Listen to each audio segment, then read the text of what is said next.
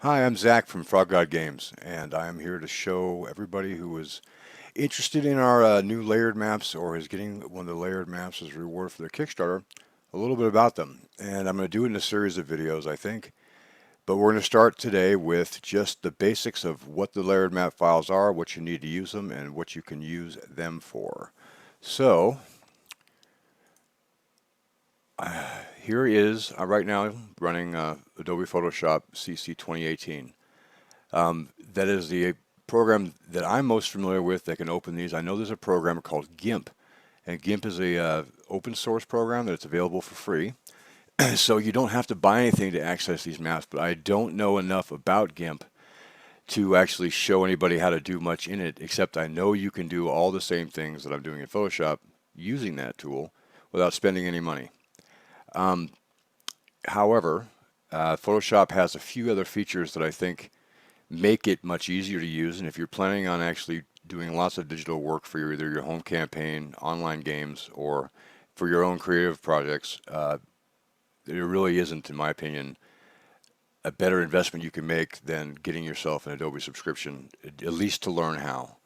Especially if you're on a budget, because although it's an expense, if you can learn to do some really basic things, you're able to have a lot more control over your final product or your final presentation, either to making tokens for a VTT table or for even making maps for a printed product or for making handouts for your game.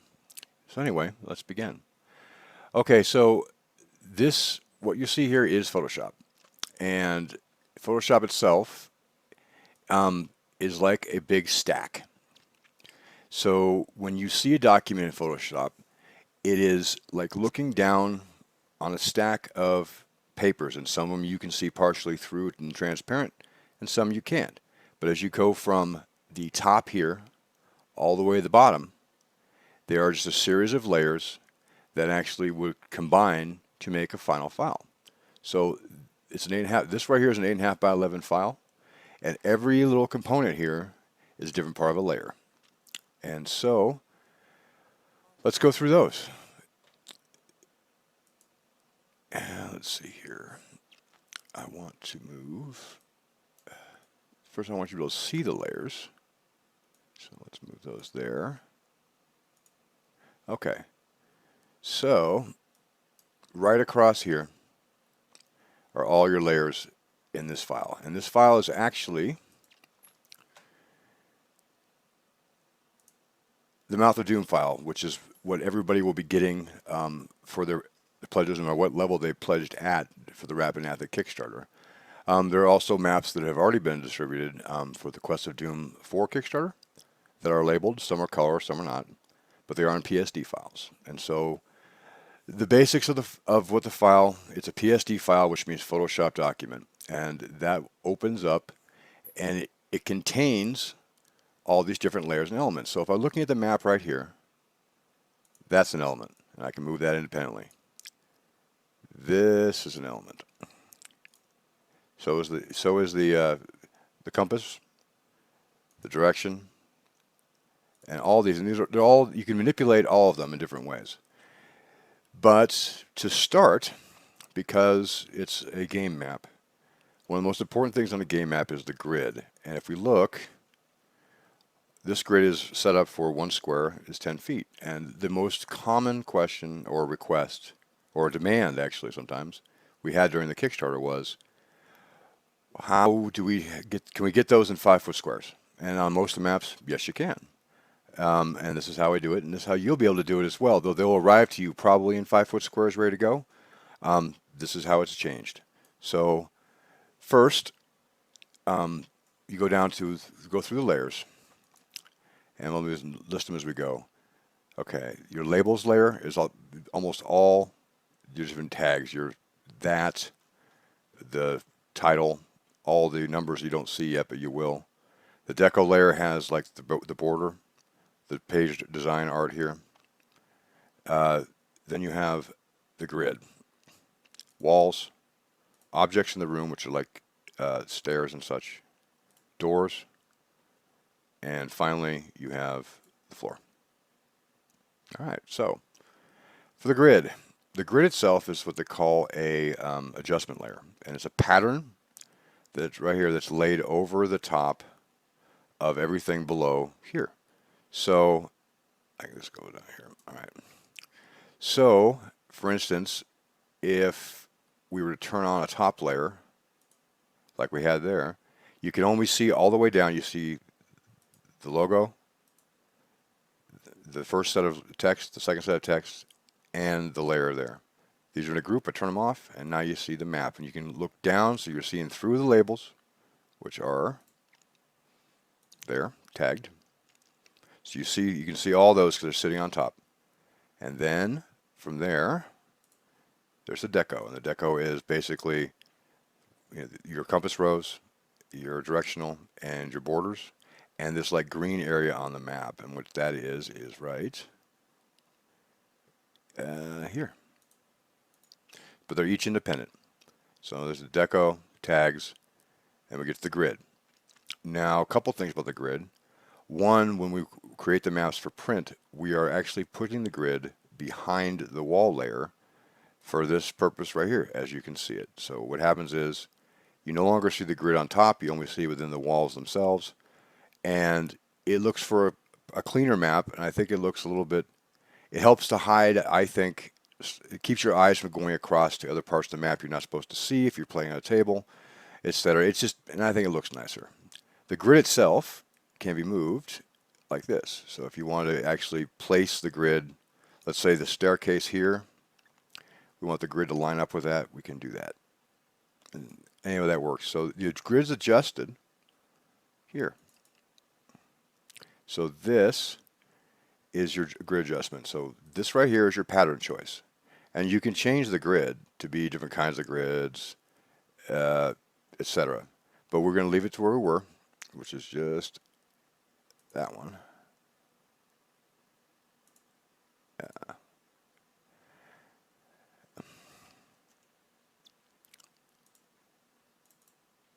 Right there.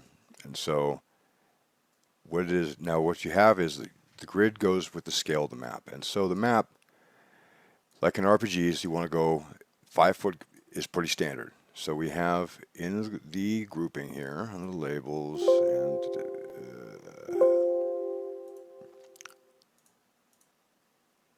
so there's the actual scale itself. So it's a text file, so you can find it here or you can click on it.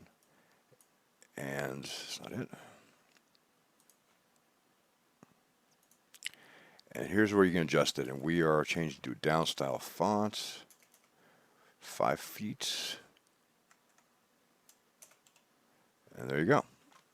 And so that changes that part of it. So we know it's going to be 5 feet. So it's half what it was. If you have 10-foot squares, you now have half. So you go to the grid layer, you double click on the adjustment. Like that. And then you have the scale. Right now it's 86. Well, half that's 43. And as you see, the grid got a lot smaller. Okay, so the grid is now 5 foot squares. And it's sitting right over the floor. Now, if you don't want a grid, just like anything else, you just completely turn it off. So as we go down from there, the wall layer. The wall layer is all the brown you see here. And that's destructible. We can change that so we can make new passages, etc. And I'll show you how to do that in another video. Object layer. Now, these differ a little bit depending on the map. But on this one, let's see here. You'll see like the statue here disappears. And it also will make sometimes the traps go. And so what we can do is take off all the other layers and turn on the objects layer. So actually we only have the statue on that layer and on this map. And this is where you could put your own stuff on a layer. So for example, if we wanted to have a second statue, you can copy it, paste it, and place it wherever you wish. So right now, let's put it next to, oops.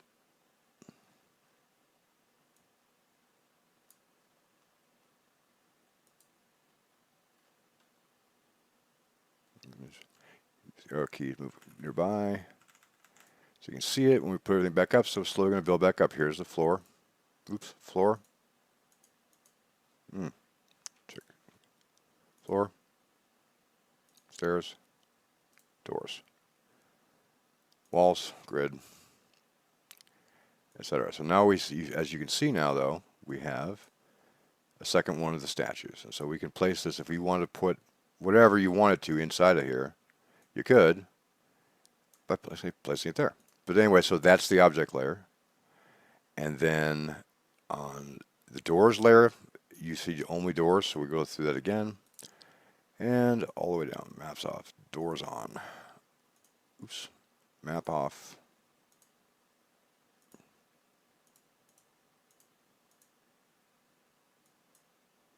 Floor.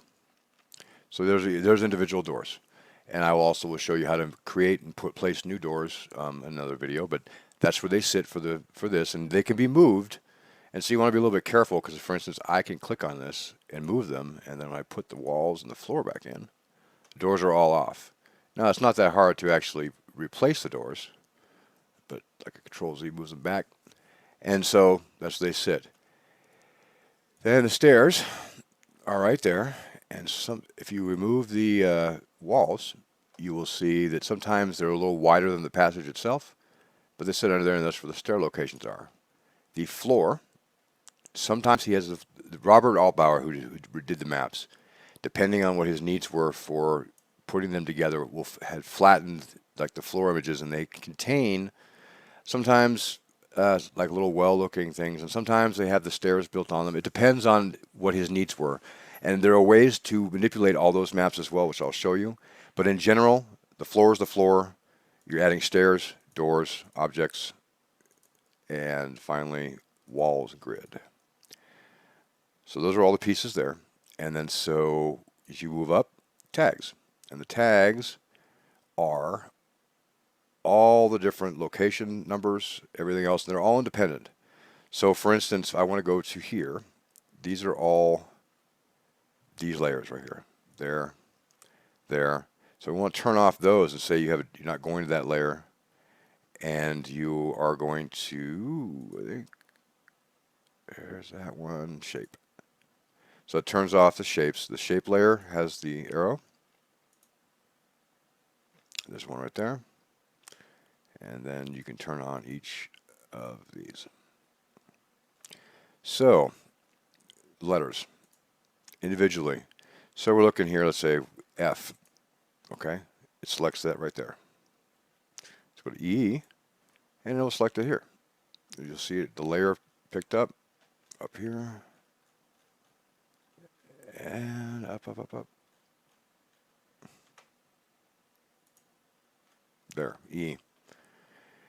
2, the number 2, right there. So those are all separated into different categories. So numbers are one category, letters are another category, and secrets are the last category. So if we zoom out, turn off secrets, closer again, turn them on. So there's our traps, pit traps, secret doors, and sometimes there are other elements that are secret too, like passages or various things. So if you look through each of the individual ones of them, you'll see that, okay, that's an S copy, it's not that map, see this right here. So that's that one, and that can be turned off independently. So if you don't want a secret door there, if you're making your own, you take it off. Same goes for the layers for, I think here, there's a trap door shape, or sorry, the arrow shape. So like arrows, squares, circles, they have something called a shape layer generally, and that's how you can spot them. But on this one, I'm going to go ahead and name it arrow shape. So I keep track of what it is. So, and then the one that says pit to level 2B, and that's right there. One thing to be aware of is that the pit, see how the characters or the font is different? When you receive them, they're going to be in the same layer. And what this is the pit is part of the actual tags. So it being down below secrets, there's no, right here, these are effects layers. It's what gives the stroke, the little black part around the letter, and it gives a glow sometimes depending on where you put it. So because this is just like the lettering, we want to go ahead and move that to the numbers section. No. To the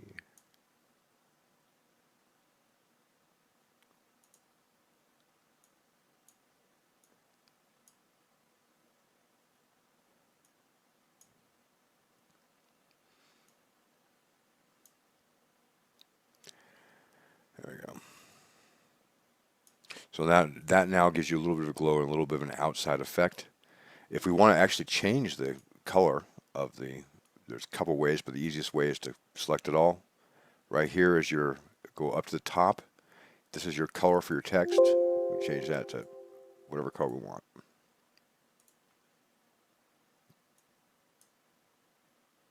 So if we move that into the letters now, you'll see how it matches because it's got a white text. But as you move them from layer to layer, the effects here will change a little bit about it. We'll talk about that in another video mostly. But so you see that. So that has the group that has this group here has all the main tags, and then below it we have the letters here like that, and then you'll have the numbers, secrets, and then the deco. So a full map looks just like this. So if we were to make a player map, we want to take off the secrets, the numbers, the letters, tags, and of course the shape.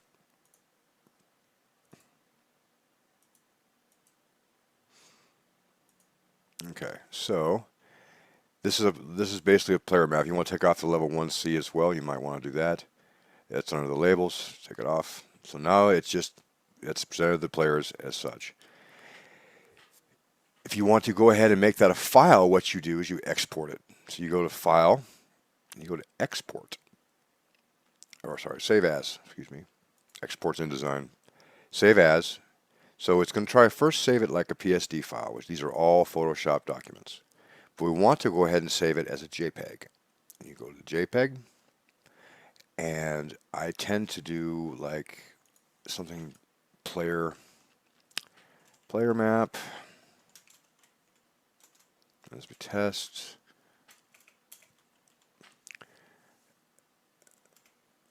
And Mouth of Doom JPEG, so save. And then what happens is you get a dialog box that comes up.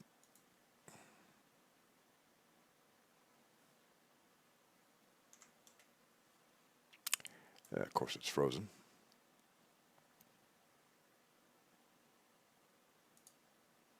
Oh, you can't see the dialog box. That makes sense. Okay, the dialog box will pop up, and it will ask you where you want to save it, what do you want to save it as, and you want to pick JPEG. And then once you pick JPEG, you will be given an option of how high quality. Most computers that we all use can go ahead and handle that maximum quality. We're not making them for websites. That's a whole different discussion. But if for use for your table to print out or to share with your group, these are ideal, just the highest quality JPEGs you can make. And so what happens is that this is our PSD file. We can go and open, and there's one we just made, player map test JPEG. And we open it up, and there it is, except there are no layers. We actually literally can only turn it off completely. None of the elements are selectable, and there's nothing you can manipulate. But this is the kind of thing you can take and get printed out, or the kind of thing that you can share on your VTT as an individual layer. You can also you can change that by going, okay, I don't want the floor to be the floor that it is, so we want to go ahead and turn off the floor, and we're going to make the floor into something different. So let's go ahead and pick a color. Let's do, how about red, like blood red, like that. And so we're going to make a new layer on the very bottom where the floor is. Add a layer, which is right down the bottom. You have adjustment level groups, add, but that's where the add is. So you have a new layer, has no title. And if I want to go ahead and make it easier to show, I just click. Now it's all red right there. Turn this back on, and you have a blood red dungeon. And what we've been doing with that is some of the floors on the Rappan Athuk project have been the wrong color or the wrong texture. So we would go in, and this for me is in my Photoshop library, but it would be anywhere for any of you. And I go in, and I grab the floor layer, which is right here, and I drag that across, drop it. That makes it there, and then I'm able to put it right over the top of whatever kind of floor we have. And from there, you can do things like make it adjust the opacity, the fill. You can make a texture on it by adding a pattern, just like the grid layer in a way. But just go on pattern fill.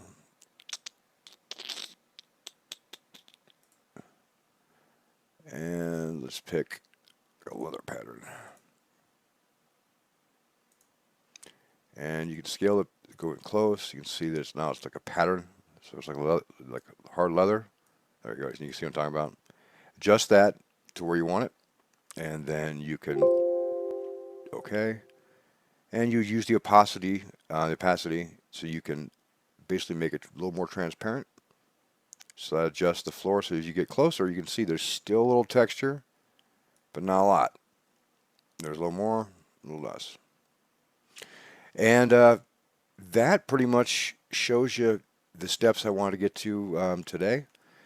If you have any questions, I'm Zach at froggodgames.com. I might do a live stream of these as well if anybody decides they wish to watch them.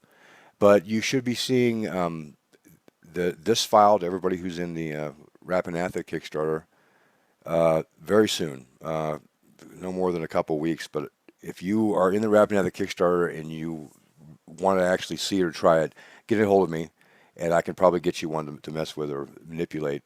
If you're in the Quest of Doom 4 Kickstarter, those files were distributed, and they were downloadable files. They're great big zip files. And they have 6 maps that are color and layered from 6 of the modules in the Quest of Doom. Those as well will be ones I'll show, and those are available for you now. So anyway, thank you very much, everybody. And I hope that you learn something, and I hope that you'll be able to see more, because there's a lot. The next stuff is what we can do to manipulate it to make it really interesting and cool. And so this is like the basis to build even better things. So whatever it is you're going to do with the maps or whatever you're going to do today, make sure you do some gaming. All right. Thanks.